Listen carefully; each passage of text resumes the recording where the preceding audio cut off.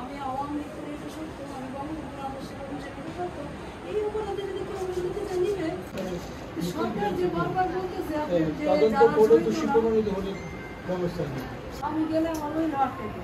তখন তো বলতো যে সাইডে দিয়ে আমি বলছি আরেক আমি গেলে আমার ওই লট থেকে তখন তো বলতো যে সাইডে দিয়ে আমি বলছি আরেক দিনে যে দাওয়া কিন্তু আমি এলাকা অফিসে প্রস্তুত হবে